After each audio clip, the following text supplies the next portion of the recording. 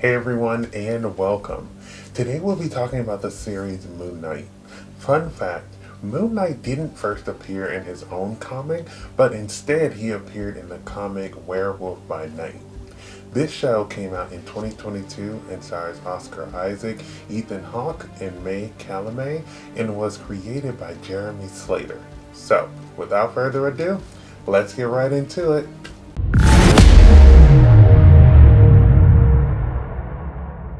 Moon Knight follows Stephen, who learns that he has dissociative identity disorder and has another personality inside of him named Mark, who is not only a mercenary, but is also given the powers by the god Khonshu and becomes the Hand of Vengeance, Moon Knight.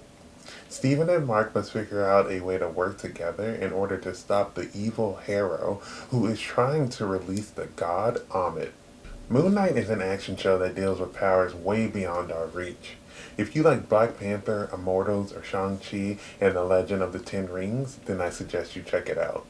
From the beginning, I didn't know much about Moon Knight, which I was happy about, because it gave me an opportunity to learn. The first episode brought action with a horror vibe, but didn't spoil too much about what was going on with the character or what, the limits of his powers were. The one thing overall that I wish that they showed were the killings when Mark or Jake would take over, because it seemed like it would have been cool to see how Moon Knight can actually handle his opponents. We go into the show thinking that Steven is the main character, but we come to find out that inside of Steven is Mark, who's been hiding, and we learn that he has a form of DID. It was interesting to see this because we later come to find out that the main personality is Mark and how Steven was there to help compartmentalize his childhood trauma. They are on opposite ends of the spectrum when it comes to violence, but at the end, they finally understand each other and know that they need to work together. I've already enjoyed Oscar Isaac's acting, but this show further solidified how great of an actor he is. He takes on three different characters who are completely different and also show us a range of emotions, especially in episode 5 when we see him exploring his past. The show mainly focuses on Mark and Steven, but throws a really big curveball at the end of the show and shows us that there's a third person inside their mind as well by the name of Jake Lockley, which was really shocking to see because Steven and Mark don't even know that he's there. From episode 1, I just knew that Hara was crazy. Like, this man is out here walking on broken glass. I thought Ethan Hawke did a great job making you really feel like he was some type of cult leader.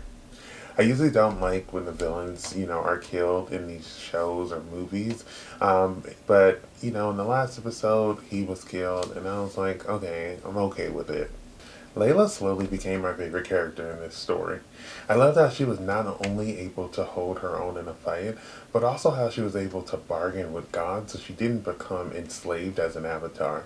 I really hope we get to see more of her in future projects. I love how this show showed us different Egyptian gods besides just Khonshu and Amit.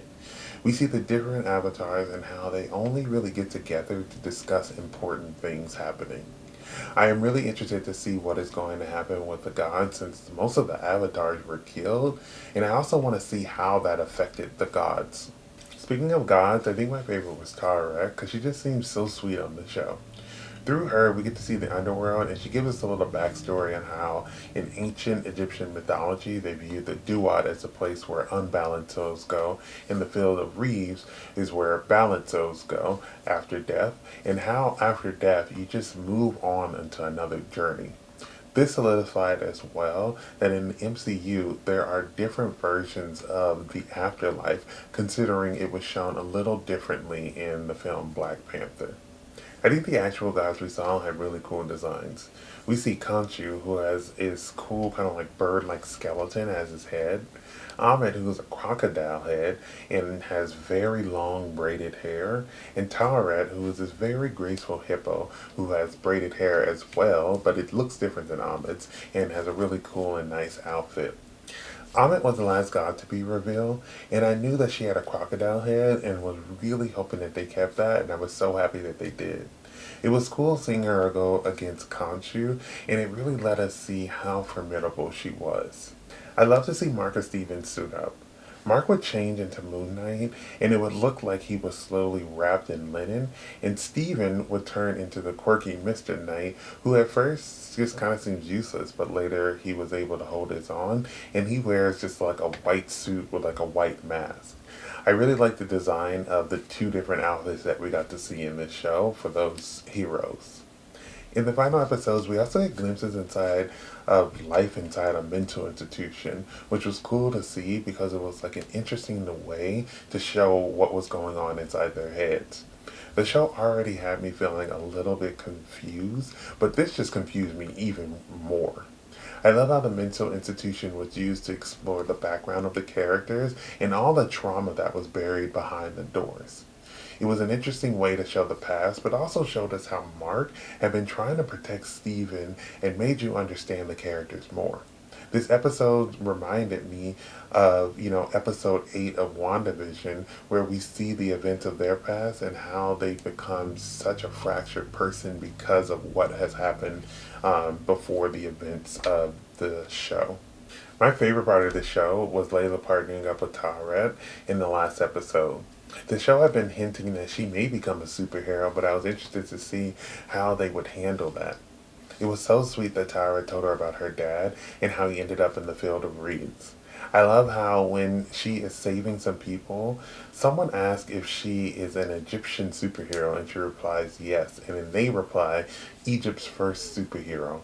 I think it's important for people of all ages to see a character like Layla being a superhero and feel inspired by how badass the character is, but also how, they incorporated small details like how her hair is being kept naturally curly while she's in superhero mode, which may make people who have hair like hers feel a little bit more confident about it.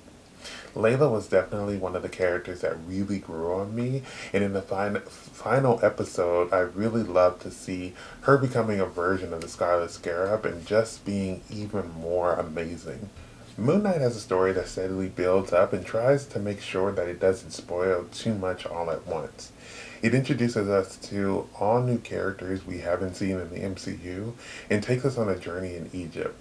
If you haven't watched Moon Knight, I suggest that you watch it. One last thing, there are QR codes throughout the episodes that lead to comics, so don't forget to scan those. Thank you for watching my video. I would love to hear your thoughts down below in the comments. If you have not subscribed, please do so you can keep up to date with more of my videos. But besides that, everyone stay safe, have fun, and goodbye.